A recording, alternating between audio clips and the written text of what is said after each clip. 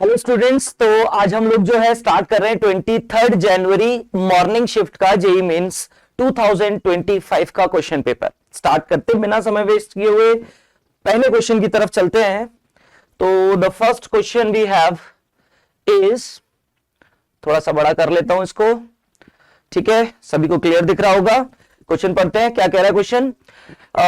Match the following type का question है। पहले classification of molecules based on octet rule, ठीक है। और दूसरी साइड देखो क्या कह रखा है, दूसरी साइड है आपको एग्जांपल्स दे रखे हैं। तो मॉलिक्यूल्स ओबेइंग ऑक्टेट रूल, ऐसे मॉलिक्यूल जो ऑक्टेट रूल को फॉलो कर रहे हैं। NO और NO2 दोनों ही ऑड इलेक्ट्रॉन स्पीशीज हैं, और ऑड इलेक्ट्रॉन स्पीशीज भैया ऑक्टेट रूल को फॉलो नहीं करती हैं। BCl3 और AlCl3 इलेक्ट्रॉन डेफिशिएंट स्पीशीज हैं। H2SO4 और PCl5 देखो यहां पर 10 और यहां पर 12 इलेक्ट्रॉन्स टोटल मिलेंगे, एक्सपेंडेड ऑक्टेट है। ऐसे ही आ जाओ लास्ट ऑप्शन में, CCl4 और CO2 दोनों ही आपके कैसे हैं, कंप्लीट ऑक्टेट वाली स्पीशीज है। 8-8 इलेक्ट्रॉन सेंट्रल एटम के वैलेंस शेल में कंप्लीट है, 8-8 इलेक्ट्रॉन्स भैया। तो जो पहला ऑप्शन है फोर्थ का ए हो जाएगा, यानी ए के लिए मुझे 4 लगा लेना है।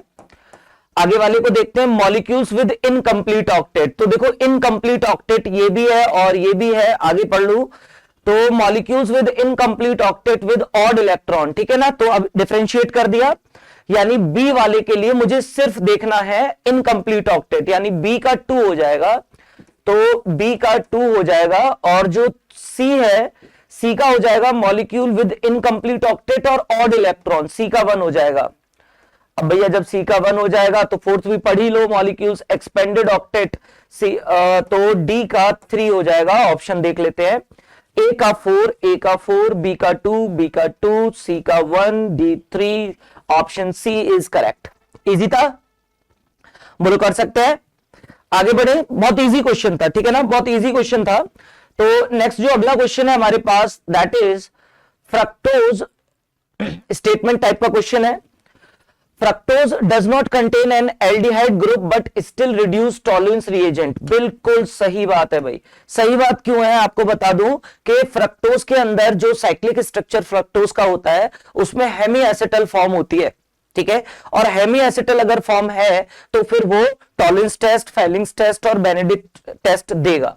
तो ये स्टेटमेंट करेक्ट हो जाएगा। और इसका रीजन अगर आपको जानना है तो इसका रीजन होगा due to presence of hemiacetal form. Hemiacetal form present होती है फ्रक्टोज में साइक्लिक स्ट्रक्चर में। तो स्टेटमेंट करेक्ट है। दूसरा statement, in presence of base fructose undergo rearrangement to give glucose, ठीक है। ये स्टेटमेंट भी मुझे ठीक लग रहा है। और इसमें ग्लूकोज के साथ साथ एक और प्रोडक्ट बनता है मैनोज, ठीक है। रीअरेंजमेंट करता है बेसिक मीडियम में, टॉटोमराइजेशन होता है बेसिकली। थोड़ा सा जैसे बता दूं मैं तुम्हें, CH2OH और C डबल बॉन्ड O, और यहां पे आगे जो है आपको पूरा स्ट्रक्चर मिलता है फ्रक्टोज में, 1 2 3 4 5 6। तो यहां पर हम लोग जो है इसको हटा दें, ओके। तो ठीक है, वापस से पहुंचते हैं क्वेश्चन के पास। पूरा डिलीट हो गया, एक मिनट यार, व्हाट इज हैपनिंग, ठीक है। चलो मैं इस पे बता ही देता हूं आपको। तो स्टेटमेंट हमने पढ़ लिए थे, क्वेश्चन को देख लेते हैं। पता नहीं कहां गायब हो गया मुझसे, ठीक है। इतनी देर में मिलेगा, इतनी देर में सॉल्व कर लेंगे। 1 2 3 4 5 और ये 6। इस हिस्से पे आपको कोई छेड़छाड़ नहीं करनी है, ठीक है। ये जो पार्ट है यहां टॉटोमराइजेशन होगा, तो टॉटोमराइजेशन कराओ। देखो 1 2 3, H को ऑक्सीजन पे और बॉन्ड को एक कदम पीछे शिफ्ट कर देते हैं। हमने क्लास में ये काफी डिटेल में डिस्कस कर रखा है। ये बन जाएगा OH और ये OH, बाकी नीचे ये वाला पोर्शन पूरा एग्जैक्टली सेम रहेगा, यहां कोई छेड़छाड़ नहीं कर रहा है। इसके बाद देखो क्या होगा, इसके बाद आप नेक्स्ट आ जाइए। ये अभी एक बार और टॉटोमराइज होता है, और एक बार कैसे और टॉटोमराइज होगा, तो ये वाला हाइड्रोजन देखो 1 2 3, इस साइड अब मैं टॉटोमराइजेशन करूंगा तो ये हाइड्रोजन आप इस कार्बन पे पहुंचा देंगे, ये OH है और ये H है, और ये डबल बॉन्ड आगे इधर शिफ्ट हो जाएगा तो ये बन जाएगा C डबल बॉन्ड O और H। यहां पर इस तरह से ये जो नीचे का पोर्शन है कोई कॉन्फ़िगरेशन इधर चेंज नहीं होगी। तो अब देखें जो सेकंड बार मैंने टॉटोमराइजेशन कराया यहां पर एक कायरल डेवलप हो रहा है। तो कायरल ना दोनों फॉर्म्स में डेवलप होता है। ये वाली जो फॉर्म बनी है दिस इज ग्लूकोज, और अगर ये इस तरह से बना होता OH इधर आ जाता और आपका जो H है वो इधर आ जाता, ये C डबल बॉन्ड OH है और नीचे का पोर्शन तो सेम ही रहेगा, तो ये वाली जो फॉर्म बनी है this is called mannose. Mannose तो बिल्कुल सही बात है, बेसिक मीडियम में जो आपका फ्रक्टोज है, फ्रक्टोज का रीअरेंजमेंट पॉसिबल है इन बेसिक मीडियम, और जो फॉर्म्स आपको मिलती है ग्लूकोज और मैनोज मिलता है। तो मेरे हिसाब से इस क्वेश्चन में दोनों स्टेटमेंट करेक्ट होंगे। क्वेश्चन अब गायब हो गया है but both the statements are correct. आगे बढ़ जाते हैं, आगे बढ़ जाते हैं और जो अगला क्वेश्चन है हमारे पास, इस क्वेश्चन में देखो क्या कहता है। इस क्वेश्चन में कहता है कि हमारे पास d electronic configuration of an octahedral CO2 plus complex. तो CO2 प्लस कॉम्प्लेक्स है और इसकी मैग्नेटिक मूवमेंट दे रखी है म्यू आपको 3.95 दे रखी है, ठीक है। और बोलता है कॉन्फ़िगरेशन बताइए। ऑक्टाहेड्रल ये कॉम्प्लेक्स है, ऑक्टाहेड्रल कॉम्प्लेक्स है, तो बताओ ऑक्टाहेड्रल कॉम्प्लेक्स में स्प्लिटिंग जब आप कराओगे तो स्प्लिटिंग इस तरह से होगी, दिस इज योर T2G और ये है EG, क्योंकि आप देखो ऑप्शंस भी आपको इसी फॉर्म में दे रखे हैं। अब +2 कॉन्फ़िगरेशन है, +2 कॉन्फ़िगरेशन में कोबाल्ट, कोबाल्ट का एटॉमिक नंबर होता है 27, कॉन्फ़िगरेशन बताओ 3D7 4s2, +2 में जाएगा तो s के 2 इलेक्ट्रॉन गायब कर दो, बोलो D7 कॉन्फ़िगरेशन बनेगा। अब ये जो D7 कॉन्फ़िगरेशन है ये मुझे फिल करना है, ठीक है। अगर मैग्नेटिक मोमेंट 3.95 है तो एक चीज आप बता सकते हो कि इसमें अनपेयर्ड इलेक्ट्रॉन्स 3 होंगे। अनपेयर्ड इलेक्ट्रॉन्स जो है वो उनका नंबर कितना होगा, 3 होगा। कैसे पता किया, म्यू बराबर होता है बोलो √n+2, और ये जो n है ये क्या होगा, अनपेयर्ड इलेक्ट्रॉन्स। तो मुझे पता है, मुझे याद रहता है, तो इसलिए आपको भी आगे से याद रह जाएगा कि भाई 3.95 है तो अनपेयर्ड इलेक्ट्रॉन 3 होंगे, 2 पॉइंट समथिंग आता है तो अनपेयर्ड इलेक्ट्रॉन 2 रहते हैं। इस तरह से आप तुक्के लगा सकते हो, बाकी उसकी खाली जरूरत नहीं थी क्योंकि यहां पर D7 कॉन्फ़िगरेशन है और D7 कॉन्फ़िगरेशन में 3 अनपेयर्ड इलेक्ट्रॉन मुझे लेके आने हैं। तो देखो मैं ऐसे लेके आ सकता हूं, पूरा यहां पर हम भरेंगे D7 में, पेयरिंग नहीं कराएंगे, पहले स्टेप में इस तरह से जाएंगे, फिर दोबारा में आप पेयरिंग कराओगे, 7 इलेक्ट्रॉन भरने हैं। एक अनपेयर्ड तो T2G में रह गया और 2 अनपेयर्ड कहां रह गए, EG में। 2 अनपेयर्ड कहां रह गए, EG में। तो टोटल 3 अनपेयर्ड इलेक्ट्रॉन है, मैग्नेटिक मोमेंट 3 आ जाएगा। अगर मैं इस तरह से फिलिंग करता 1 2 3 4 5 6 एंड 7, तो एक अनपेयर्ड इलेक्ट्रॉन आता और उस केस में मैग्नेटिक मोमेंट 1 पॉइंट समथिंग रहता भाई। तो इसलिए आप जो है यहां पर ध्यान रखें कि 3 अनपेयर्ड इलेक्ट्रॉन मुझे चाहिए और वो ऐसे ही फिल करके ले सकता हूं। यानी T2G में देखो कितने इलेक्ट्रॉन आ गए, 5, 2 2 4 1 5। EG में कितने आ गए, 2, ऑप्शन चेक कर लो। T2G में 5 और आपका EG में 2 इलेक्ट्रॉन्स, तो ऑप्शन हमारा D करेक्ट हो जाएगा भाई। ओके, इजी क्वेश्चन है। आगे बढ़ते हैं, आगे बढ़ते हैं। अगला क्वेश्चन क्या कहता है, देखो the complex that shows facial meridional fac mer isomerism की बात कर रहा है भाई। फेशियल मेरिडोनल फैक्मर आइसोमेरिज्म किसमें होता है, तो कोऑर्डिनेशन कंपाउंड्स में हम लोग डिस्कस कर चुके हैं भाई कि फैक्मर आइसोमेरिज्म अगर आपको चाहिए तो कोऑर्डिनेशन नंबर कितना होना चाहिए, 6 होना चाहिए, और कॉम्प्लेक्स कैसा होना चाहिए, याद करो A3B3 टाइप का कॉम्प्लेक्स होना चाहिए। A3B3 टाइप का कॉम्प्लेक्स होना चाहिए। तो बस इतना ही आपको चूज करना था, A3B3 टाइप का बी कॉम्प्लेक्स है। फेशियल जिसमें सेम फेस पर होंगे आपके लिगेंड्स, और मेरिडोनल जहां पर कहां होंगे, सेम फेस पे नहीं होंगे, मेरिडियन पे रहेंगे। ठीक है, तो इसमें कुछ भी बहुत ज्यादा लॉजिकल नहीं था, इजी सा ये क्वेश्चन है, एनसीईआरटी में मिल जाएगा एग्जाम्पल फॉर्म में ही आपको। आगे बढ़ते क्वेश्चन नंबर 55 की बात करते हैं। तो match the list 1 with list 2। List 1 को लिस्ट 2 के साथ हमें क्या करना है, मैच करना है। देखें तो स्वार्ट्स रिएक्शन है, ठीक है भाई, स्वार्ट्स रिएक्शन, ठीक, Sandmeyer reaction, Wurtz Fittig reaction, Finkelstein reaction, सारी फेमस रिएक्शन है और सबकी सब आपको जो है चैप्टर 1 में मिल जाती है ऑर्गेनिक के हेलो एल्केन हेलो एरीन्स में 12th क्लास के, ठीक है। तो स्वार्ट्स रिएक्शन में इथाइल फ्लोराइड, फिनक्लिस्टीन रिएक्शन में इथाइल आयोडाइड, इनसे ही चेक कर लें क्या, ठीक है। बाकी देखो वुड्स फिटिग में हमें पता है, वुड्स फिटिग रिएक्शन में RCl और आपका बेंजीन पर Cl सोडियम के प्रेजेंस में, तो इस तरह से एल्काइल ग्रुप आ जाता है यहां पर। इसे भी पहचान ही सकता हूं, इथाइल बेंजीन, सैंडमेयर में साइनोबेंजीन बना सकता हूं। तो ऑप्शन चेक कर लीजिए, ए का 4, बी सैंडमेयर रिएक्शन बी का हमारे लिए रहेगा 3, तो ए का 4 बी का 3, ए का 4 बी का 3, और वुड्स फिटिग में इथाइल बेंजीन सी का 1, और डी का जो है आपका फिनक्लिस्टीन में 2, डी का 2, सी का 1 और बी का 3, बिल्कुल सही, बी ऑप्शन इसका करेक्ट हो जाएगा भाई, ठीक है। इथाइल फ्लोराइड ए का 4 और डी का 2, क्लियर, सी का रहेगा 1, ठीक है। इथाइल बेंजीन मिल जाएगी मुझे, और इजी सा ये क्वेश्चन था। आगे बढ़े, कोई डाउट रहेगा प्लीज कमेंट पे बताना भाई। ओके, अगला क्वेश्चन देखें क्या कहना चाहता है। तो नेक्स्ट क्वेश्चन में देखो क्या है, ice at -5 degree Celsius is heated to become vapour with temperature of 110 degree Celsius at atmospheric pressure, entropy change associated with this process can be obtained from. तो देखो एंट्रोपी चेंज डेल्टा एस होता है आपका delta H by T, यानी enthalpy upon temperature, ठीक है। शायद frame में नहीं आ रहा है तो मैं इधर लिख देता हूं कि भाई जो आपका डेल्टा एस होता है, सर एक बार बताना फ्रेम में आ रहा है कि नहीं, ये वाला पार्ट इधर वाला, चलो, डेल्टा एच अपॉन टी ये एंट्रोपी रहेगी भाई, ठीक है ना।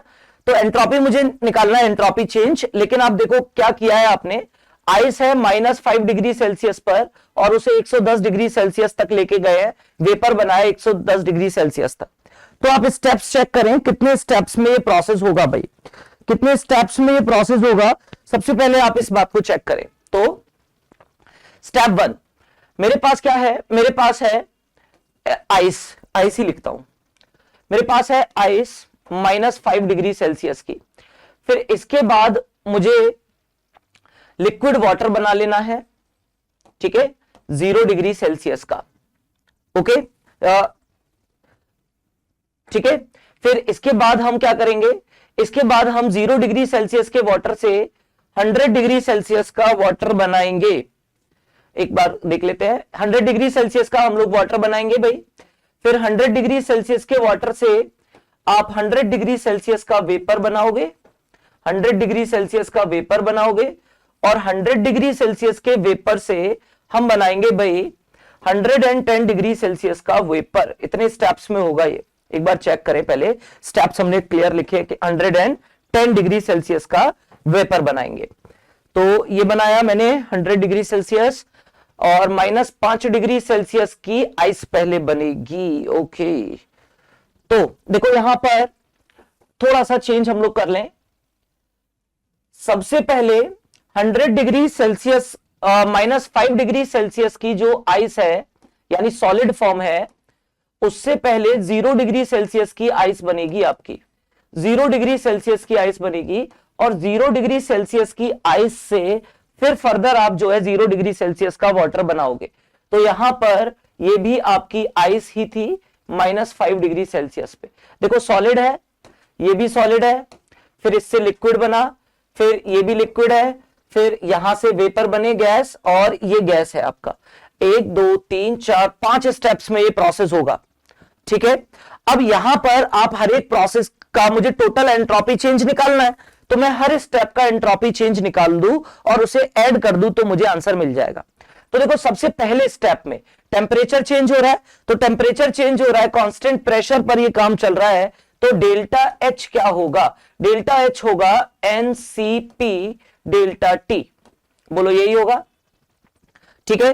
तो NCP delta T delta H हो गया और एंट्रोपी होगी डेल्टा एच अपॉन टी, तो डेल्टा एच अपॉन टी यानी कि यहां पर मैं delta H upon T temperature मैं यहां पर यूज कर लूंगा, ठीक है। अब टेम्परेचर देखो कितने डेल्टा टी, तो कितने से कितने चेंज हो रहा है डेल्टा टी, बताओ डेल्टा टी, ये वाला डेल्टा टी कितना से चेंज हो रहा है, -5 डिग्री सेल्सियस से 0 डिग्री सेल्सियस, क्लियर। अब इधर आ जाओ, इस स्टेप पे आ जाओ, एक बार ऑप्शन देखें, ठीक है, ऑप्शन इसी फॉर्म में दे रखे हैं। तो यहां पर क्या हो रहा है, फेज कन्वर्जन हो रहा है, फेज कन्वर्जन के लिए मुझे डेल्टा एच जो भी होगा वो होगा डेल्टा एच ऑफ फ्यूजन, ठीक है।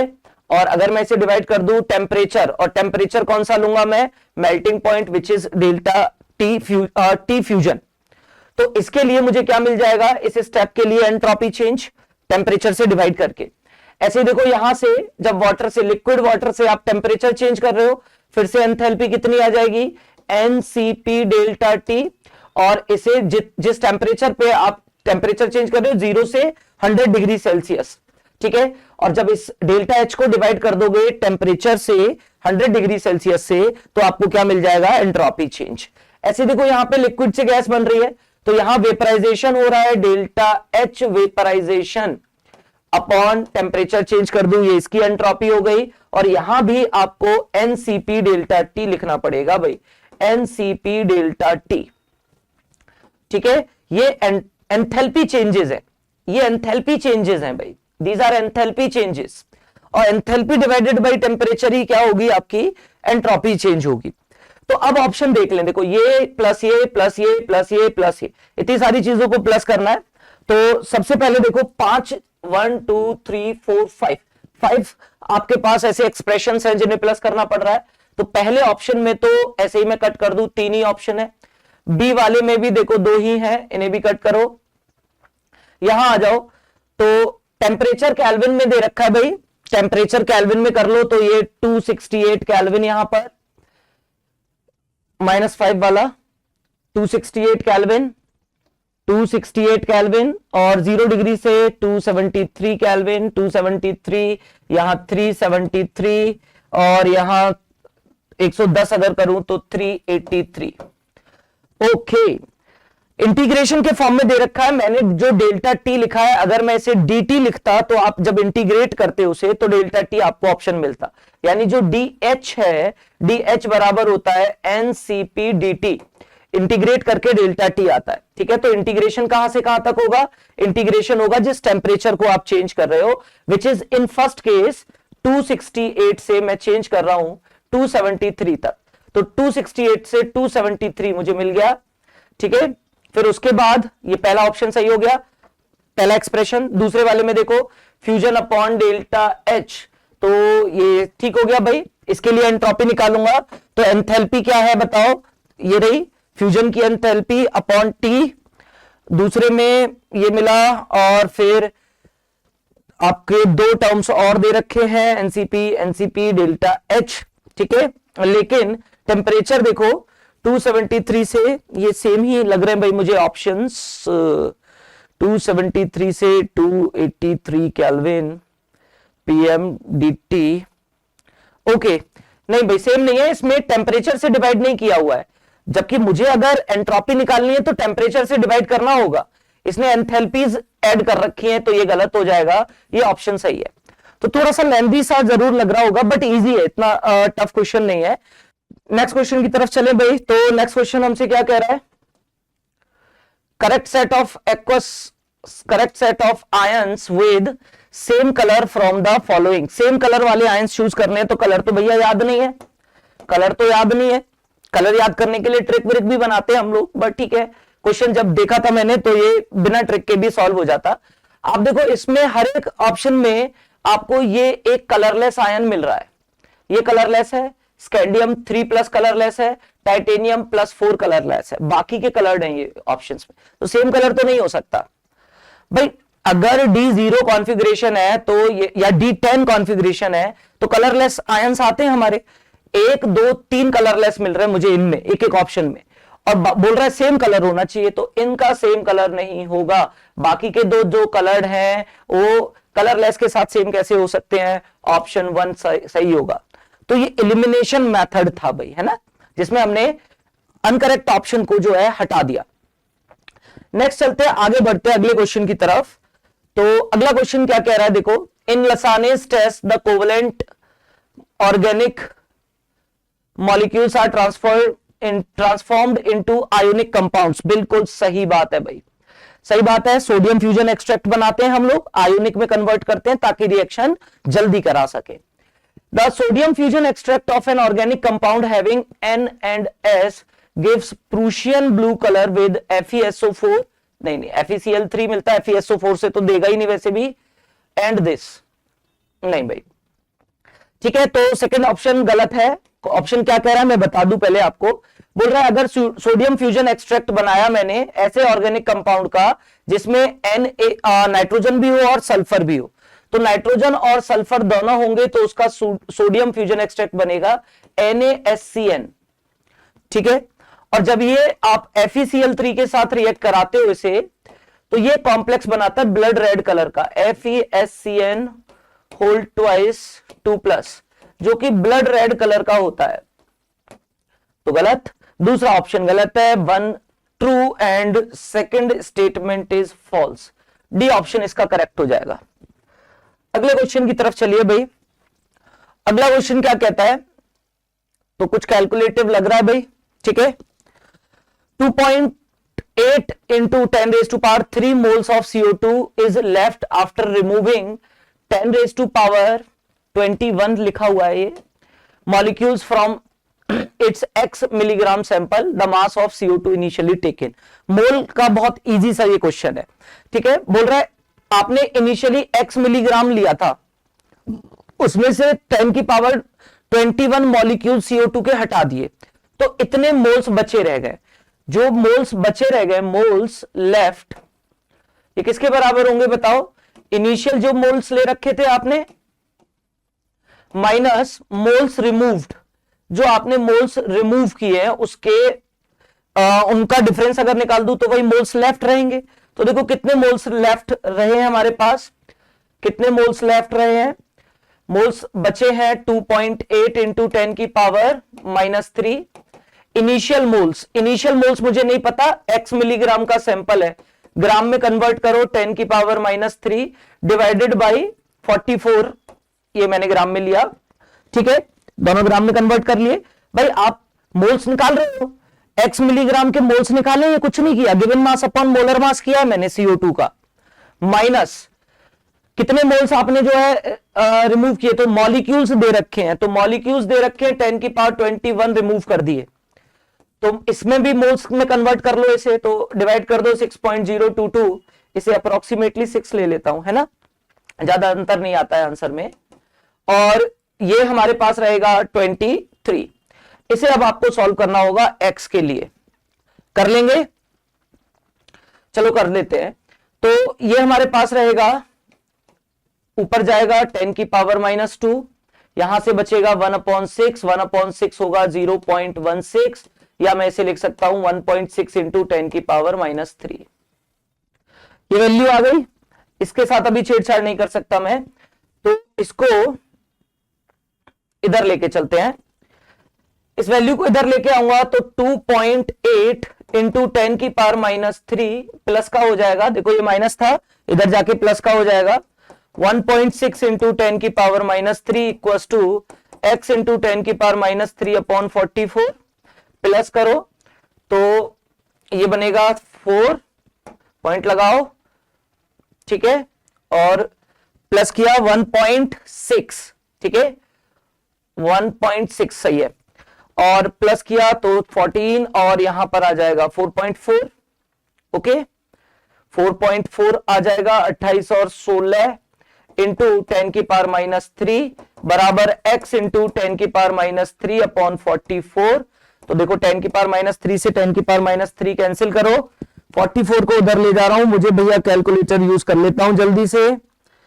तो मेरे पास है 4.4 इंटू 44, 193.6, 193.6 आया है। अप्रोक्सीमेशन थोड़ा सा किया था हमने, और 193 के सबसे पास आंसर ये बी ऑप्शन करेक्ट होगा। आंख बंद करके लगाना।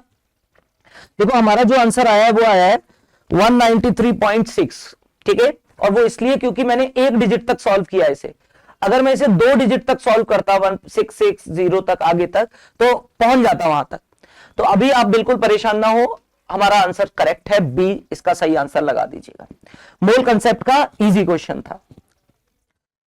आगे आ जाइए भाई, आगे आ जाइए। द करेक्ट और stability order of the following molecules is, ठीक है। तो स्टेबिलिटी के ऑर्डर में लगाना है। पहला मॉलिक्यूल ये माइनस है, अगर नहीं दिख रहा था ये भी माइनस है, इसमें कोई चार्ज नहीं है, तो ये 2 और 2 4 एंटी एरोमेटिक हो जाएगा। ये एरोमेटिक हो जाएगा। और देखो ये 8 मेंबर की रिंग है, एंटी एरोमेटिक हो रही है, लेकिन आपने ये पढ़ रखा है क्लास में, हमने देखा है कि भाई अगर 7 से ज्यादा मेंबर की रिंग है और एंटी एरोमेटिक हो रही है तो वो अपना प्लेन बदल देती है, प्लेन चेंज कर देती है। जैसे ये वाली जो रिंग है ये इस तरह से एग्जिस्ट करती है भाई, तो अगर ये अपना प्लेन चेंज कर देगी तो ये अब नॉन प्लेनर हो गई, और अगर ये नॉन प्लेनर हो गई तो in that case it will become non aromatic. ये कैसा हो जाएगा? नॉन एरोमेटिक हो जाएगा। बस आंसर आ चुका है। सबसे ज्यादा स्टेबल होगा एरोमेटिक Q, और उसके बाद R, और सबसे कम P, तो QRP सी ऑप्शन इसका करेक्ट हो जाएगा। ठीक है, आगे बढ़ जाऊं जल्दी से। इजी क्वेश्चन था, इसे भी टफ तो मैं बिल्कुल नहीं कहूंगा भाई। फिर से एक और न्यूमेरिकल दिखाई दे रहा है, देखें जरा। What amount of bromine will be required to convert 2 gram phenol into 2,4,6 tri bromophenol. Molar masses दे रखे हैं, ठीक है। स्टोइकियोमेट्री का क्वेश्चन है, पहले रिएक्शन लिख दो।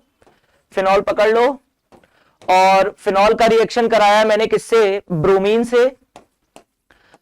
तो ये तो आप लोग जानते होंगे भाई, ब्रोमीन वाटर से रिएक्शन कराएं तो इस तरह से ट्राइब्रोमोफिनॉल बनता है, साथ में HBr बनता है भाई। जहां जहां ब्रोमीन लगा होगा वहां से हाइड्रोजन हटी होगी, HBr बनता है। बैलेंस करोगे तो 3 और 3 बैलेंसिंग हो जाएगी। अब बोल रहा है what amount of bromine required, इसका मास पूछ रहा है टू कन्वर्ट 2 ग्राम फिनॉल, इसका मास दे रखा है, ठीक है ना। तो इजी क्वेश्चन है। देखो इसके 1 मोल से इसके 3 मोल का रिक्वायरमेंट है। अब मास निकाल लो फिनॉल का, तो फिनॉल होगा C6H5OH, ठीक है। याद जिसको होगा बहुत अच्छी बात है, लेकिन निकाल भी सकते हैं। तो कार्बन 12 और ये 72 प्लस 6 हाइड्रोजन प्लस 16, ठीक है। कितना बना देखो, 78 94 ग्राम फिनॉल हो गया।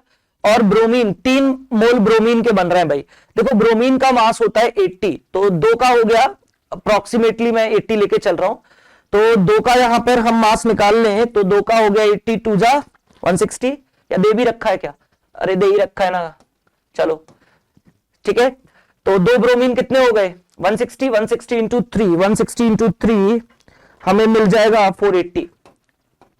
यानी अगर आपके पास 94 ग्राम फिनॉल है तो उसके लिए 480 ग्राम आपको क्या चाहिएगा बोलो? 480 ग्राम आपको ब्रोमीन चाहिएगा। लेकिन फिनॉल तो है ही नहीं मेरे पास 2 ग्राम फिनॉल के 94 ग्राम फिनॉल कितना है? 2 ग्राम, तो निकाल लो।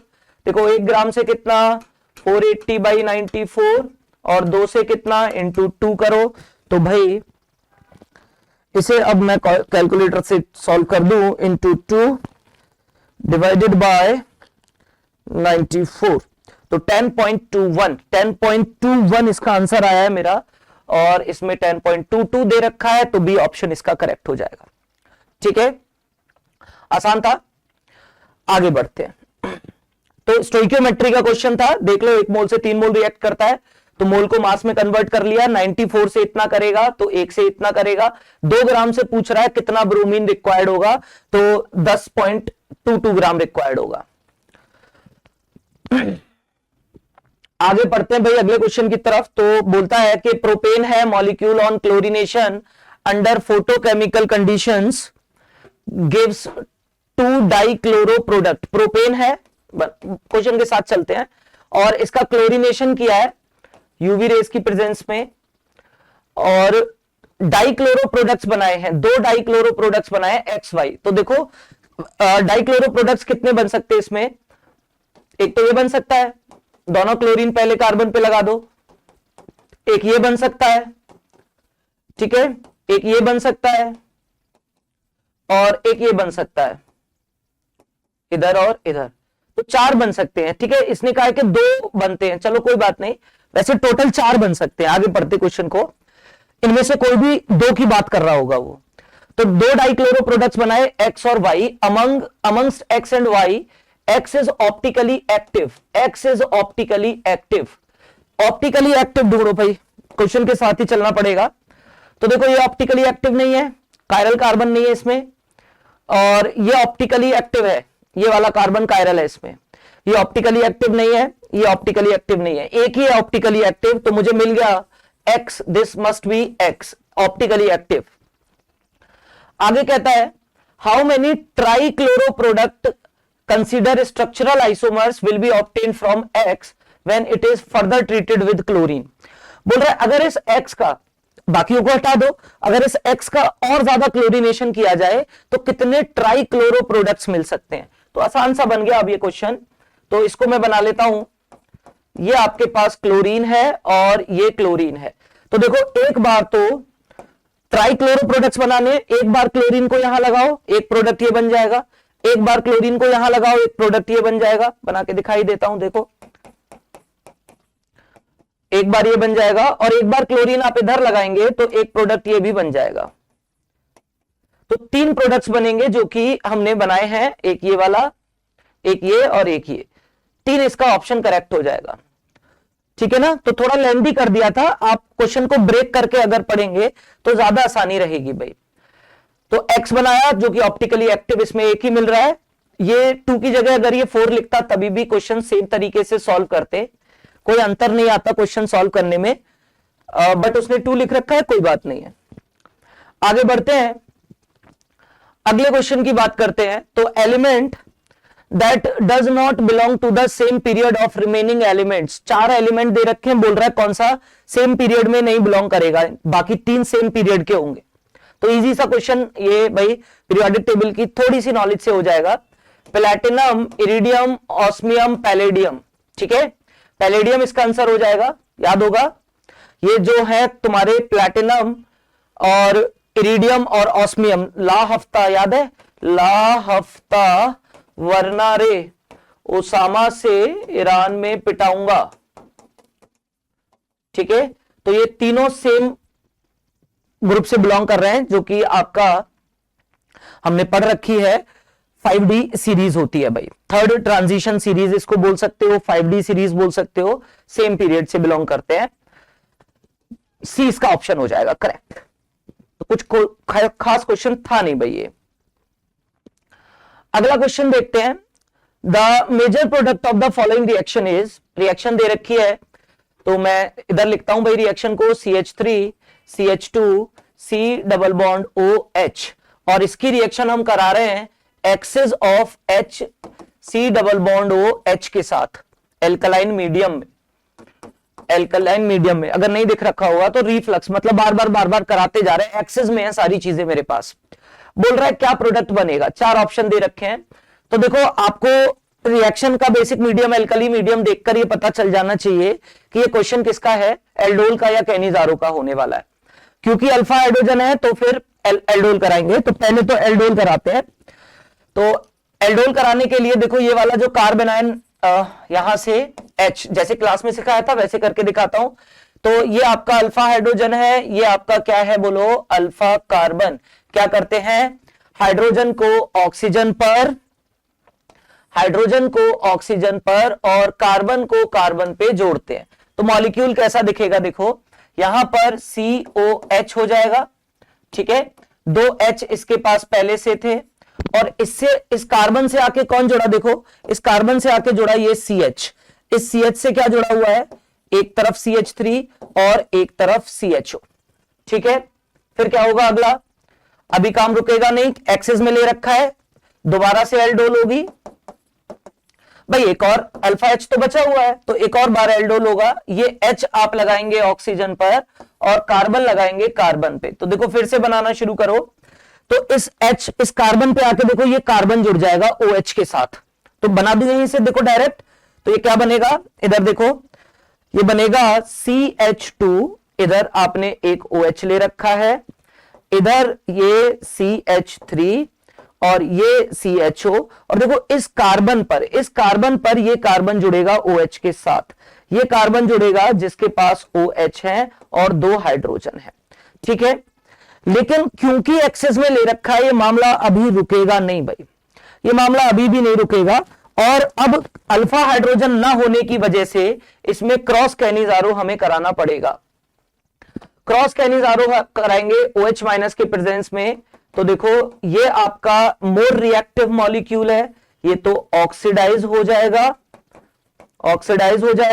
ज्यादा रिएक्टिव है क्योंकि हिंड्रेंस कम है, और दूसरा मॉलिक्यूल रिड्यूस हो जाएगा, यानी ये जो मॉलिक्यूल बना था कार्बन से CH2OH, इधर भी देखो CH2OH, इधर CH3, और इधर आप आ जाओ, ये जो एल्डिहाइड ग्रुप है ये रिड्यूस हो जाएगा एल्कोहल में, तो एल्कोहल में रिड्यूस होकर ये क्या बना लेगा भैया, ये बना लेगा CH2OH, तो ये प्रोडक्ट बनेगा और साथ में ये ऑक्सीडाइज हो जाएगा, तो इसके ऑक्सीडेशन से आप ये सॉल्ट बना देंगे फॉर्मिक एसिड का। तो ये कंपाउंड हमारा बना एक तो, और एक फॉर्मिक एसिड का सॉल्ट बना। अब हम ऑप्शन देख लेते हैं क्या क्या हमारे पास ऑप्शंस है। एक कार्बन है, उस पर एक तरफ CH3 और फिर चारों तरफ CH2OH। एक कार्बन जिस पर एक तरफ CH3, बनाने का तरीका है वो तो, एक तरफ CH3 और CH2OH। ये ऑप्शन करेक्ट लग रहा है भाई, ये ऑप्शन करेक्ट है, बाकी ऑप्शन गलत है। ठीक है ना, बिल्कुल भी मैच नहीं कर पा रहे हैं, तो 64 का ए ऑप्शन करेक्ट हो जाएगा। तो क्वेश्चन में जब आप वापस से करने बैठेंगे, एक बार प्रैक्टिस करेंगे, तो पहले 2 टाइम्स आपको एल्डोल कराना। एक बार ऐसा भी क्वेश्चन आ चुका है कि अगर मैं इसमें ये पूछ लेता हाउ मेनी टाइम्स एल्डोल होगा, हाउ मेनी टाइम्स कैनिजारो होगा, तो इस तरह से भी क्वेश्चन एक बार पहले PYQ में बन चुका है। तो 2 टाइम्स आप एल्डोल कराएंगे और 1 टाइम आप क्या कराएंगे, कैनिजारो कराएंगे, तो आपको ये फाइनल प्रोडक्ट बनेगा। कोई डाउट आएगा तो पूछ लेना, थोड़ा सा लेंदी, अच्छा क्वेश्चन था, इसे तो इजी नहीं कहूंगा भाई, ये अच्छा क्वेश्चन था। आगे बढ़ाते हैं, अगले क्वेश्चन की तरफ बढ़े। तो CrCl3.XNH3 can exist as a complex, कोई बात नहीं, कॉम्प्लेक्स की तरह एग्जिस्ट करेगा। 0.1 molal aqueous solution of this complex shows depression in freezing point of this, delta TF दे रखा है 0.558 degree Celsius. Assuming 100% ionization of this complex, coordination number of chromium is 6, the complex will be। ठीक है, दो chapter मिला दिए इसने, solution वाला chapter मिला दिया कोऑर्डिनेशन कंपाउंड्स के साथ। कोऑर्डिनेशन नंबर 6 होना चाहिए, तो देखो 6 है, इसमें भी 6 है, इसमें भी, सभी में 6 है, तो यहां से तो नहीं कर सकता। ठीक है ना, अब मुझे करना होगा 100% आयोनाइजेशन होता है, तो मैं वेंटो फैक्टर से इसे कर सकता हूं, आयंस कितने बनेंगे। तो देखो हमें पता है डेल्टा TF बराबर होता है I.KF.M के, डेल्टा TF इज 0.558, I नहीं पता, KF 1.86 वाटर का डिप्रेशन कांस्टेंट वो दे भी रखा है, और मोलैलिटी 0.1 दे रखी है। ओके, तो ये हो जाएगा 0.186, इन दोनों का मल्टीप्लाई मोबाइल से कर देता हूं थोड़ा सा, 0.558 divided by 0.186। Okay, exactly 3 times ये गया है भाई, आई की वैल्यू आ जाएगी 3। 100% आयोनाइजेशन हुआ है, आई की वैल्यू आ गई 3, वेंटो फैक्टर। तो 100% आयोनाइजेशन हुआ है, मतलब आयंस भी 3 बने होंगे। तो आप चेक कर लो किसमें 3 आयंस बन रहे हैं, डी ऑप्शन में 3 आयंस बन रहे हैं। देखो इसमें तो एक भी नहीं बनेगा, इसमें 2 बनेंगे और इसमें 4 बनेंगे, 3 क्लोरीन के Cl- के और एक ये पूरा, दिख रहा होगा। मैं सर एक बार देखना ये क्लियर आ रहा है क्या, आदि सर एक बार देखना ये पूरा क्लियर आ रहा है क्या। तो बी ऑप्शन क्लियर है, 3 आयंस इसमें बनेंगे भाई, इजी था बट 2 चैप्टर मिला रखे थे। नेक्स्ट क्वेश्चन की तरफ आ जाओ। Which of the following react with Hinsberg reagent. Hinsberg reagent होता है बेंजीन सल्फोनिल क्लोराइड, ठीक है। और बेंजीन सल्फोनिल क्लोराइड से 1 degree amine 2 degree amine react करते हैं, 3 डिग्री अमाइन रिएक्ट नहीं करते हैं। देख लो भैया, ठीक है। 1 डिग्री एल्कली सॉल्युबल प्रोडक्ट बनाता है, एसिडिक हाइड्रोजन बची रह जाती है। 2 डिग्री इनसॉल्युबल प्रोडक्ट बनाता है। क्लास में बहुत डिस्कशन इन बारे में हुआ कि भाई डिटेक्शन टेस्ट, अमाइंस के जो टेस्ट हैं वो काफी इंपॉर्टेंट होते हैं। तो देख लो कौन रिएक्ट करेगा 1 डिग्री और 2 डिग्री। ये 1 डिग्री है, ये कर जाएगा। ये 3 डिग्री है, नहीं करेगा। सी वाला CH3 अगर नहीं दिख रहा है तो मैं लिख देता हूं, CH3NH2 है, ये कर जाएगा। डी वाला नहीं करेगा, 3 डिग्री है। और ई वाला कर जाएगा। तो ए ने किया रिएक्शन, सी ने किया रिएक्शन और ई ने, ACE सी ऑप्शन करेक्ट हो जाएगा भाई, ठीक है। आगे चलते हैं। तो विच of the following happens when NH4OH is added gradually to the solution containing 1M A+2, ठीक है, और 1MB+3। 1M इसकी भी कंसंट्रेशन 1M, इसकी भी कंसंट्रेशन 1M है, और B+3। तो ऑप्शन पढ़ने पड़ेंगे भाई इसमें मुझे। पहला ऑप्शन कह रहा है AOH2 will precipitate before this। ये ठीक है भाई, प्रेसिपिटेशन कराना है। KSP दे रखा है, सॉल्युबिलिटी प्रोडक्ट। प्रेसिपिटेशन की कंडीशन होती है कि आयोनिक प्रोडक्ट जो है वो किसके बराबर हो जाए, सॉल्युबिलिटी प्रोडक्ट के बराबर हो जाएगा। तो उस कंडीशन में आप बोलते हो कि प्रेसिपिटेशन होगा भाई। आयोनिक प्रोडक्ट सॉल्युबिलिटी प्रोडक्ट के बराबर करूं तो प्रेसिपिटेशन करा सकता हूं, ठीक है। तो निकाल लेते हैं। देखो सबसे पहले AOH होल ट्वाइस, ब्रेक करो इसे। तो A2+ और 2 OH माइनस, ठीक है। इसकी कंसंट्रेशन अपने को दे रखी है, AOH होल ट्वाइस की कंसंट्रेशन नहीं, इसके लिए KSP हमें दे रखा है, ठीक है ना, KSP दे रखा है। इसकी कंसंट्रेशन दे रखी है आपको कितनी, 1 मोलर, ठीक है। तो ये कितना हो जाएगा, इसके लिए KSP लिखो आप, आयोनिक प्रोडक्ट। तो इसका आयोनिक प्रोडक्ट क्या होगा, आयोनिक प्रोडक्ट होगा concentration of A2+ into concentration of OH minus. इसको मैं निकालना पड़ेगा ना मुझे, OH को रेज टू पावर 2, ये इसका आयोनिक प्रोडक्ट हो जाएगा भाई। ये तो 1 दे ही रखा है, इसे हटाओ। तो यहां से अगर मैं सॉरी KSP सॉल्युबिलिटी प्रोडक्ट मुझे निकालना है भाई इसका। KSP कितना दे रखा है, KSP दे रखा है इसका 9 × 10⁻⁻10 बराबर हो जाएगा OH minus raise to power 2। तो यहां से OH माइनस की कंसंट्रेशन मेरे पास आ जाएगी √9 × 10⁻⁻10 या फिर देखो 3 × 10⁻⁻5। ओके, ऐसे ही देखो, अगर मैं कंसंट्रेशन निकालना चाहूं OH माइनस की किसके सॉल्यूशन में, BOH होल थ्राइस में, तो BOH होल थ्राइस में अगर मैं निकालूंगा तो सिमिलर तरीके से हमारे पास आ जाएगा B, ठीक है। आयोनिक प्रोडक्ट को भी यूज करूंगा, 2 मिनट दे दो बस, और OH रेज टू पावर 3। तो यहां इसका KSP दे रखा है 27 × 10⁻⁻18। तो OH की कंसंट्रेशन डायरेक्टली निकाल दो, क्यूब रूट लेकर, तो यह आ जाएगा 3 × 10⁻⁻6।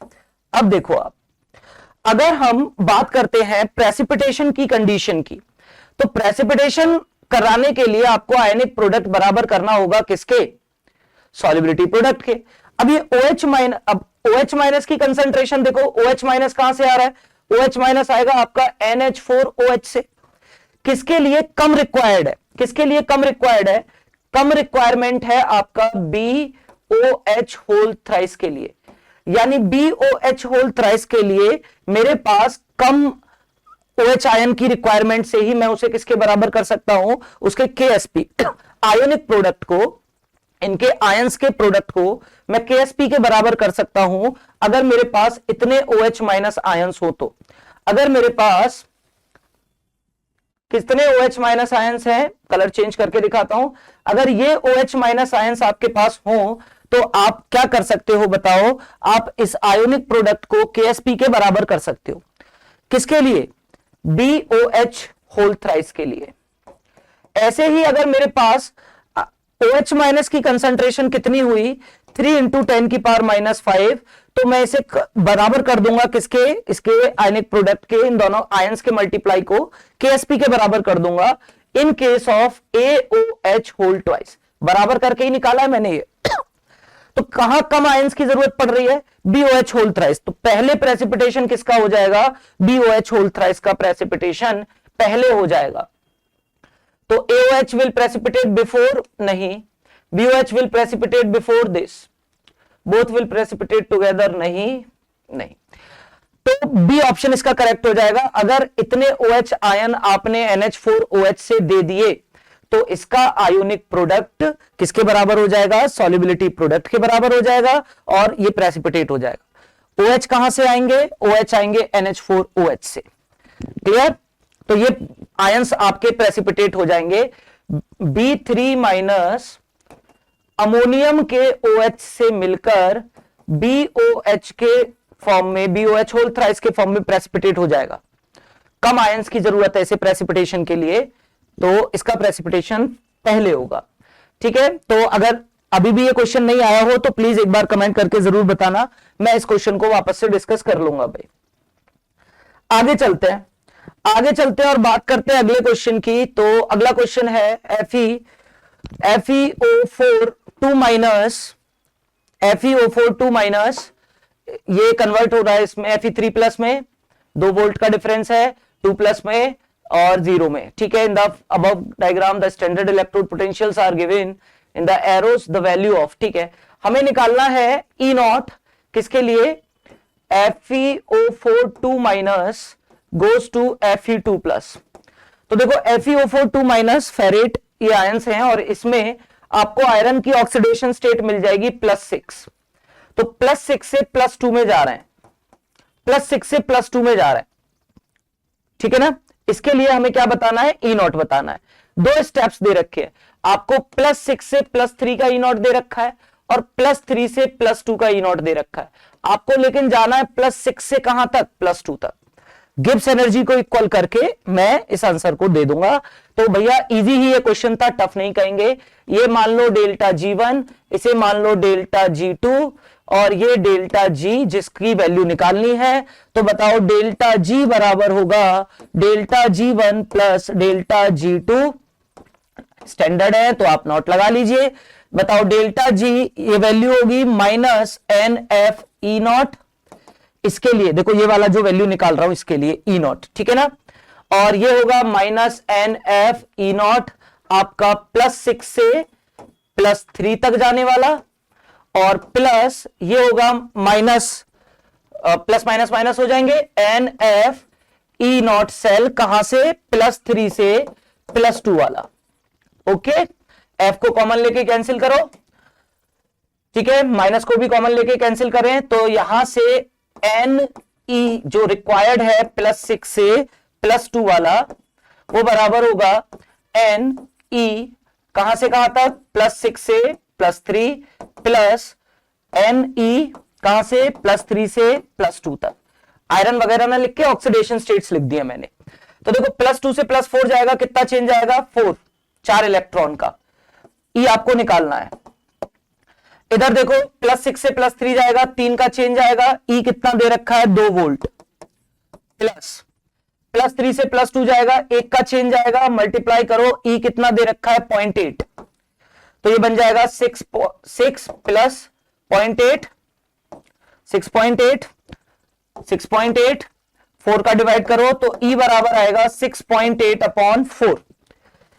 ठीक है, एक बार देख लेना कहीं गलती तो नहीं करिए भैया, बहुत जल्दबाजी मैं कर रहा हूं।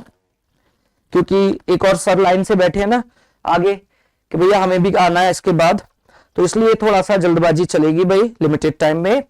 तो मैं कैलकुलेटर से 6.8 डिवाइड बाई 4 करूं तो 1.7, 1.7 बिल्कुल भैया, कोई गलती नहीं हुई है हमारी, 1.7 इसका करेक्ट आंसर हमें मिल जाएगा। ठीक है, इसके बाद चले अगले क्वेश्चन की तरफ। तो 69 क्वेश्चन है, स्टेटमेंट ही दिखाई दे रहा है मुझे, तो इसमें है ना न्यूमेरिकल देख के बस थोड़ा सा मुझे लगता है कि यहां सॉल्व करना पड़ेगा, गलती के भी चांसेस थोड़े से बनते हैं। इसमें क्या है, पढ़ना है, करना है ना। तो the incorrect statement among the following is PH3 shows lower proton affinity than NH3। अच्छा करेक्ट नहीं, इनकरेक्ट स्टेटमेंट पूछ रहा है, इनकरेक्ट स्टेटमेंट पूछ रहा है, ये वाली करेक्ट है भाई। NH3 अच्छा बेस होता है as compare to PH3, electron donation tendency इसकी ज्यादा है तो इसकी प्रोटॉन एफिनिटी भी ज्यादा होगी, PH3 की कम होगी, स्टेटमेंट करेक्ट है। NO2 कैन डाइमराइज, बिल्कुल N2O4 बना लेता है, सही स्टेटमेंट है। SO2 can act as an oxidising agent, नहीं भाई, SO2 is a reducing agent, SO2 एक रिड्यूसिंग एजेंट होता है।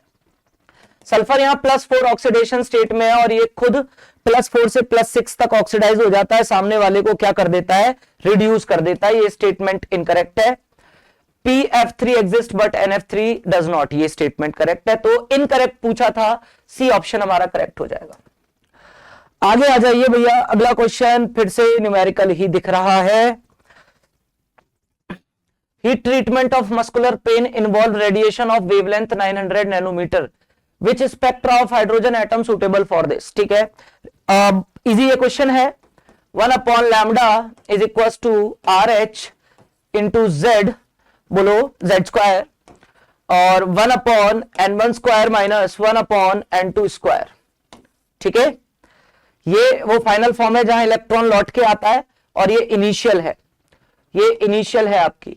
लैम्डा आपको दे रखा है नैनोमीटर्स में, तो 900 नैनोमीटर। अब देखो इसका एक तरीका तो ये है, और रिडबर्ग कांस्टेंट की वैल्यू दे रखी है 10⁵ कि भाई मैं मैथ लगाऊं और 900 यहां रख के N1 और N2 की वैल्यूज कैलकुलेट करूं, या एक और तरीका है इसका, आप डायरेक्ट इन वैल्यूज को पुट कर करके देख लो कि किसके लिए 900 आ रही है लैम्डा। तो ये तो मुझे थोड़ा सा आसान लगता है कि भाई मैं वैल्यूज पुट कर करके देख लूं, क्योंकि ज्यादा टिपिकल आपके नंबर्स नहीं होंगे। RH की वैल्यू देखो 10⁵ रखो, हाइड्रोजन है इसे हटाओ, Z को 1 हो जाएगा, पहली वैल्यू रखते हैं। तो 1/N1 स्क्वायर कहां लौट के आया है, सेकंड में, कहां से, इंफिनिटी, तो 1/∞ से हटा दो 0, और 1/N स्क्वायर यानी 2 का स्क्वायर 1/4, क्या ये वैल्यू आ सकती है भाई, ये बनेगा आपका 10⁵4 इक्वल्स टू 1/लैम्डा। तो यहां से लैम्डा बनेगा 10⁵4 नैनोमीटर्स, सॉरी सेंटीमीटर्स में ये आंसर आएगा, सेंटीमीटर्स में। ठीक है, तो इसको अगर मैं सेंटीमीटर को नैनोमीटर्स में कन्वर्ट करूं तो 10⁻⁻7, तो 900 तो नहीं दिख रहा है भाई, ये 900 नहीं होगा। ऐसे ही वैल्यूज पुट कर करके आप इसमें देख सकते हैं, फॉर्मूला मैंने सामने रख दिया है भाई। ठीक है, वैल्यूज पुट कर करके आप 900 कहां ला सकते हैं, यहां पे लैम्डा। एक बार मैं आंसर चेक कर लेता हूं, इसका पेज सर आंसर, एक सेकेंड। ठीक है, इसका आंसर जो दिया है वो दिया है भाई डी वाला। चलो तो डी वाले को रख के चेक कर लेते हैं ना, डी वाले को रख के चेक कर लेते हैं, एक सेकेंड। ओके, तो डी वाले को रख के चेक करें तो आपको क्या वैल्यू रखनी है, देखो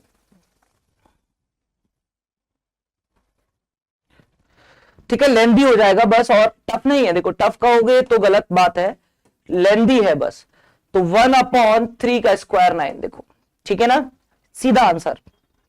मैं देख लेता इसे अगर थोड़ा सा, तो भी थोड़ा आइडिया लग जाता। 3 का स्क्वायर 9 कर दिया तो लैम्डा आ गया, देखो यहां पर आपका 1/लैम्डा आ गया 10⁵9, तो लैम्डा आ जाएगा 9 इंटू 10⁻⁵ सेंटीमीटर में आया है, सेंटीमीटर में आया है। तो सेंटीमीटर से नैनोमीटर बनाने के लिए आप यहां पर देखो 10⁻, अगर मैं इसे करता हूं 900 इंटू 10⁻⁻7, तो ये कन्वर्ट हो गया किसमें बोलो, नैनोमीटर्स में। ठीक है। तो नैनोमीटर्स में कन्वर्ट करने के लिए ये मीटर, सॉरी, 900 नैनोमीटर्स ये बन जाएगा आपका। 9 इंटू 10 की पावर 5 सेंटीमीटर है वो, नैनोमीटर में मैंने इसको कन्वर्ट कर लिया भाई। तो 900 नैनोमीटर्स आ जाएगा आंसर, डी ऑप्शन इसका करेक्ट हो जाएगा। आगे आ जाइए, थोड़ा कैलकुलेटेड था और मैं थोड़ी सी फास्ट फॉरवर्ड तरीके में हूं, बाकी आप वैल्यूज रख रख के पुट कर लेते, आंसर आ जाता भाई। आगे क्वेश्चन पढ़िए, the standard enthalpy and standard entropy of decomposition of this to this are this and this. H दे रखी है, एंथैल्पी कितनी 55 किलोजूल पर मोल, एंट्रोपी दे रखी है 175 जूल पर केल्विन पर मोल। इसे भी पहले तुम जूल में कन्वर्ट करो तो ये 55 इंटू 10 की पावर 3 जूल पर मोल हो जाएगा। आगे पूछता है free energy change, delta G पूछा है इसने, डी नॉट, तो ये होगा delta H minus T delta S. Delta H is 55 into 10 की पावर 3 माइनस टेम्परेचर 25 हो गया तो 298 केल्विन इंटू 175, ठीक है। तो मल्टीप्लाई कर लें जरा, चलो जल्दी से मल्टीप्लाई करते हैं, एग्जैक्ट आंसर निकाल देंगे भाई इसका। फिर आप लोग कमेंट करके एक बार बताना कि ठीक आ रहा है कि गलत आंसर आया है, क्योंकि एनटीए ने रिलीज कर दी है भाई 298 इंटू 175, तो ये आ जाएगा 52150, जिसे मैं लिख सकता हूं 52.15 इंटू 10 की पावर 3। तो यहां से गिब्स एनर्जी चेंज आ जाएगा नियरेस्ट इंटीजर में, हमें अगर निकालना है तो देखो 3 इंटू 10 की पावर 3, 3 इंटू 10 की पावर 3 के आसपास 2 पॉइंट समथिंग है ना, देखो 52 होता है एग्जैक्टली, तो 3 आता, तो ये आ जाएगा आपका 2.85 इंटू 10 की पावर 3। तो इसका आंसर आप नियरेस्ट इंटीजर तक निकालेंगे तो नियरेस्ट इंटीजर तक 2850 है ना, क्योंकि पॉइंट में तो दे नहीं रखा है 10 की पावर में, यही आंसर इसका करेक्ट हो जाएगा 285, ठीक है। एक बार मैं एक निकालता हूं 285। हाँ, इस क्वेश्चन में भाई आपको एक सेकेंड 285, ठीक है, बिल्कुल सही आंसर आया हमारा। तो 2850 ये इसका आंसर आ जाएगा 2850। आगे बढ़ते हैं क्वेश्चन को लेकर, इसमें तो था नहीं भाई कुछ, क्योंकि गिब्स एनर्जी का फॉर्मूला लगाना था और किलो जूल को जूल में कन्वर्ट करना था। आगे देखो, for the thermal decomposition of this constant volume following table can be formed, ठीक है। और बोल रहा है ये इस तरह से, रिएक्शन लिख देता हूं, 2N2O5 कन्वर्ट होता है 2N2O4 प्लस O2 में, और रेट कांस्टेंट के दे रखा है हमें 4.6 इंटू 10 की पावर -2 पर सेकेंड, यानी फर्स्ट ऑर्डर की रिएक्शन है। एक्स की वैल्यू पूछ रहा है, टोटल प्रेशर पूछ रहा है, ठीक है। तो देखो T = 0 पर जो कुछ भी प्रेशर रहा होगा वो किसकी वजह से होगा, N2O5 की वजह से, ये दोनों 0 रहेंगे। इसमें से 2x माइनस किया, ये 2x बनेगा, ये x बनेगा, ठीक है। या इधर से x करोगे तो ये x बनेगा और ये x/2 बन जाएगा, ऐसे भी कर सकते हो, ठीक है। तो इसमें से x गया तो ये x बनेगा और ये कितना बन जाएगा, x/2 बन जाएगा। टोटल प्रेशर सभी को जोड़ के आएगा भाई। लेकिन अगर मैं यहां से इक्वेशन लगाता हूं फर्स्ट ऑर्डर की, तो देखो फर्स्ट ऑर्डर की equation k = 2.303 upon T log initial pressure upon pressure at time t।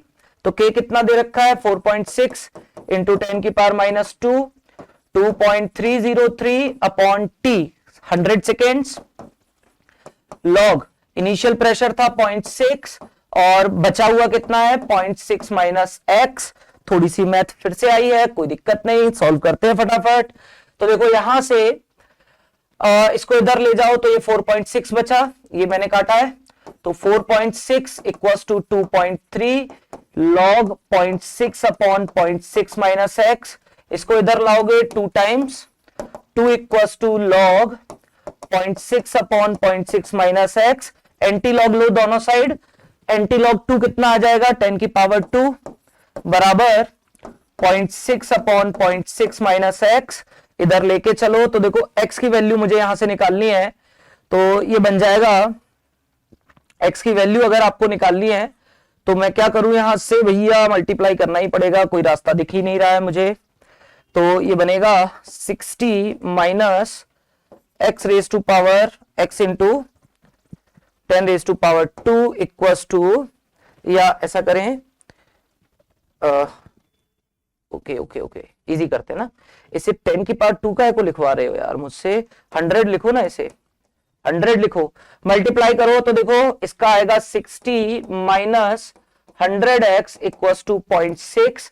तो यहां से आप x की वैल्यू निकाल सकते हैं, तो इसको इधर लेके आओगे तो 100x बराबर बनेगा, ये 60 माइनस का हो जाएगा तो 59.4, माइनस माइनस कैंसिल हो जाएंगे, माइनस का होगा तो x बन जाएगा 0.594। ओके, ठीक ही किया है, कहीं कैलकुलेशन में मिस्टेक हो तो कमेंट में जरूर बताना भाई। तो x आ गया 0.594, बट मुझसे x नहीं पूछा है, मुझसे टोटल प्रेशर पूछा है। तो टोटल प्रेशर जो है वो कितना रहेगा, टोटल प्रेशर रहेगा this plus this plus this, यानी कि 0.6 प्लस x/2। इसे हटा दूं जरा सा, देखो कैलकुलेटिव पार्ट है तो थोड़ी सी मिस्टेक होने की चांसेस बने रहते हैं हमेशा, और यही एग्जामिनर चेक भी करता है आपके टेस्ट में। तो कितना बनेगा कर ही लो, एक बार जल्दी से कैलकुलेटर का इस्तेमाल करें। तो 0.594 डिवाइडेड बाय 2, और इसमें मैं प्लस कर रहा हूं 0.6, तो ये बन रहा है 0.897। तो x की value 10 raise to power minus, ये टोटल प्रेशर बन गया, तो 897 इंटू 10 की पावर 3, 897 इसका आंसर हो जाएगा भाई। देखना एक बार चेक करके सही बताया है कि गलत। आगे बढ़ जाते हैं अगले क्वेश्चन की तरफ। तो consider the following sequence of reaction produce major product A, organic का क्वेश्चन है। पहले स्टेप में रिएक्शन करा रहा हूं ब्रोमीन और Fe, तो ब्रोमिनेशन हो जाएगा, और ब्रोमिनेशन CH3 के रेस्पेक्ट में होगा क्योंकि NO2 कैसा ग्रुप है, इलेक्ट्रॉन विड्रॉइंग ग्रुप है। तो भैया करा दो CH3 के रेस्पेक्ट में ब्रोमिनेशन। तो देखो या तो यहां करा सकता हूं और या यहां करा सकता हूं, दोनों जगह करा सकता हूं, कोई दिक्कत नहीं है, लेकिन यहां स्टीयरिक हिंड्रेंस की वजह से मैं फिलहाल यहां लेकर चल रहा हूं। आगे क्वेश्चन देख लेंगे, अगर दोनों की जरूरत पड़ी तो फिर दोनों बनाएंगे, पैरा और ऑर्थो।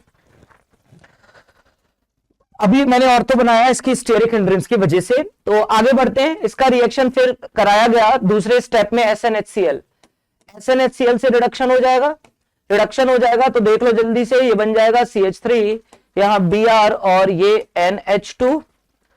इसका रिएक्शन NaNO2 से कराया, डाई एजोटाइजेशन हो रहा है भैया, NaNO2HCl डाई एजोटाइजेशन होगा, डाईएजोनियम सॉल्ट बना दो, डाईएजोनियम सॉल्ट बना दिया, CH3 Br N2Cl plus minus, और diazonium salt further H3PO2 reduce कर देगा इसे, तो इस पूरे ग्रुप को गायब कर दोगे तो बेंजीन H यहां पर जुड़ जाएगा, रिडक्शन हो जाएगा, और ये खुद H3PO2 से H3PO3 में कन्वर्ट हो जाएगा, नाइट्रोजन गैस इवॉल्व होगी। मैं सारे प्रोडक्ट्स लिख रहा हूं, ये एक बनेगा H3PO3 और एक बनेगी नाइट्रोजन गैस।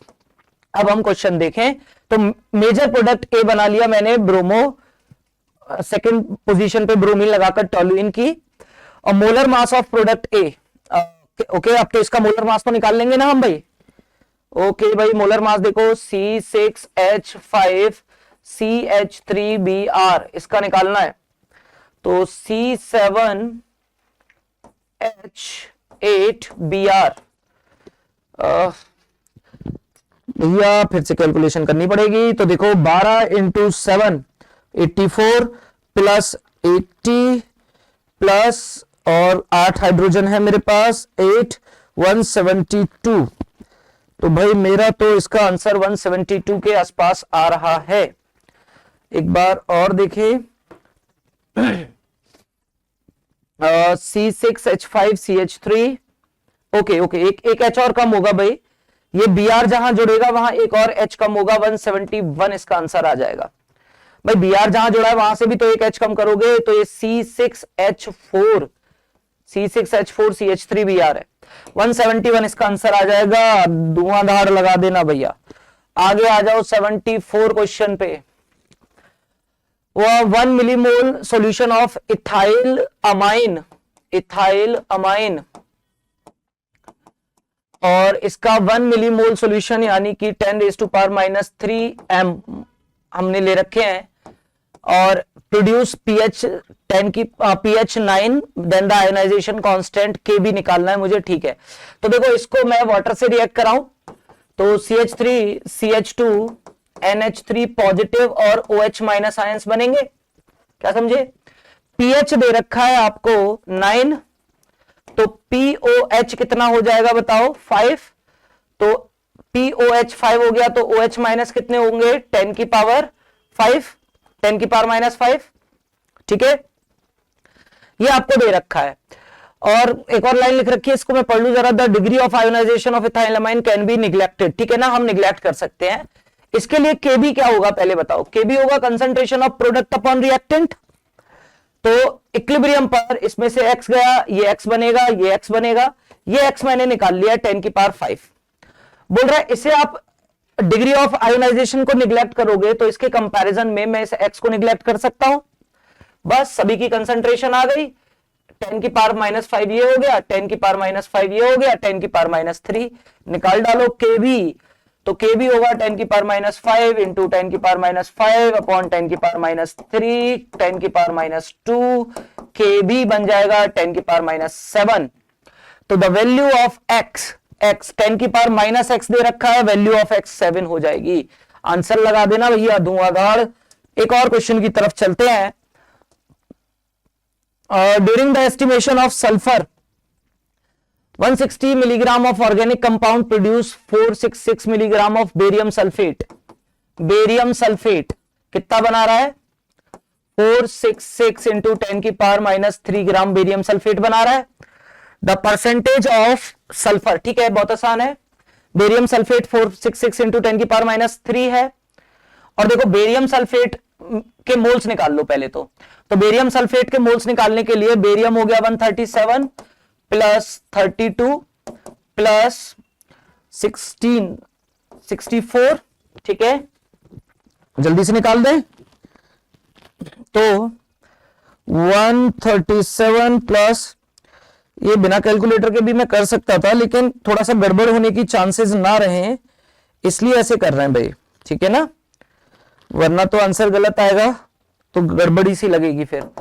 233 और इसे 233 से जब आपने डिवाइड किया तो एग्जैक्टली 2 टाइम्स कट रहा है, 2 इंटू 10⁻³ मोल्स आ गए इसके। अब जितने मोल आए हैं बेरियम सल्फेट के, सल्फर भी उतने ही मोल्स होगा क्योंकि बेरियम सल्फेट में सल्फर का भी एक ही सल्फर है, तो ये सल्फर के मोल्स आ गए भाई, मोल्स ऑफ सल्फर। और अगर मोल्स ऑफ सल्फर आ गए तो मास ऑफ सल्फर निकाल सकता हूं मोल्स इंटू मोलर मास करके।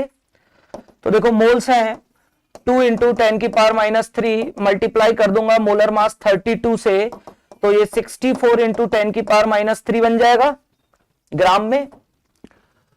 और मिलीग्राम में दे रखा है तो इसको हटा दो यहां से, तो 64 ग्राम सल्फर बन जाएगा मिलीग्राम।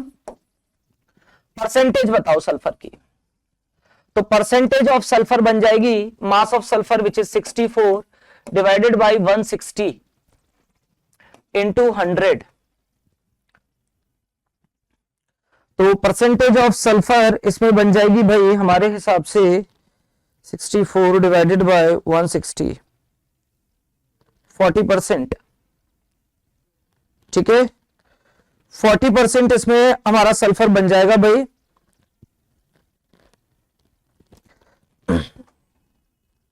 तो ये आपका आंसर 40% इसका आ जाना चाहिए। 40% आपका यहां पर सल्फर फॉर्म होगा।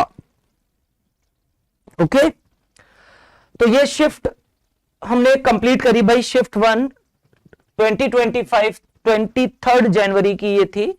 नेक्स्ट आपको मैथ्स वाले सर जो है बताते हैं मैथ्स का क्या सॉल्यूशंस रहेंगे। Thank you.